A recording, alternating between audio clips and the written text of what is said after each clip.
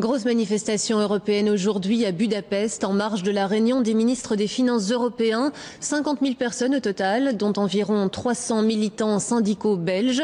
Ils entendaient une nouvelle fois protester contre les mesures d'austérité planifiées par l'Europe. Les explications de Rachel Crivellaro.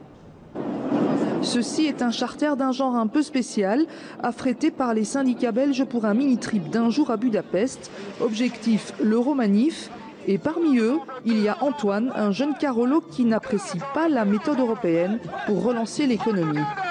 Il y a 2 ans, le système financier, notamment les banques, se sont tout effondrés. On a réussi à trouver en à peine 3 jours 22 milliards d'euros pour enfler les banques.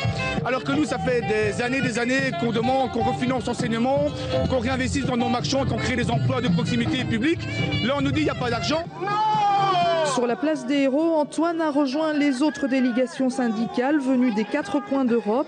Tous ont le même mot d'ordre, non à l'austérité. Le produit intérieur brut de l'Union européenne est en augmentation de 6%. Et pourtant, on a à faire face à une crise budgétaire. Alors où va cet argent? On ne le comprend pas. Il nous semble qu'il y a d'autres choix de fait que simplement taper sur la protection sociale, taper sur les salaires, taper sur les fonctionnaires. Non, la fiscalité existe et il y a aussi une redistribution des richesses à faire dans tous les pays. Ici à Budapest, ce sont 2 visions de la relance économique qui s'opposent. D'un côté, celle des dirigeants européens qui veulent plus de discipline budgétaire. Et de l'autre, les syndicats qui plaident, eux, pour un meilleur pouvoir d'achat pour relancer la machine.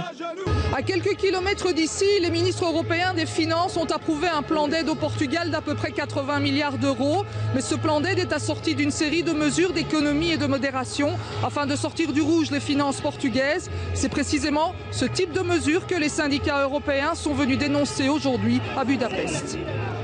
Des voyages, les 3 syndicats belges ont mis leurs différends en veilleuse.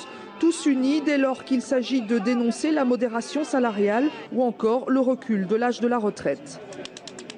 Quelqu'un comme M. Trichet considère que les salaires sont l'ennemi de l'économie. C'est pas vrai, parce que les salaires, ils soutiennent l'économie. Il est certain qu'il y a sans doute un choix de société à faire. On peut évidemment imaginer de prolonger toujours les carrières, mais en réalité, beaucoup de gens sont déjà véritablement très usés par le travail. Si l'Union européenne essaie de prôner la solidarité de tous les pays, à l'intérieur de chaque pays, elle est occupée à casser cette solidarité qui a été construite à travers les systèmes de sécurité sociale ou d'indexation des prix ou autres, et salariales certainement.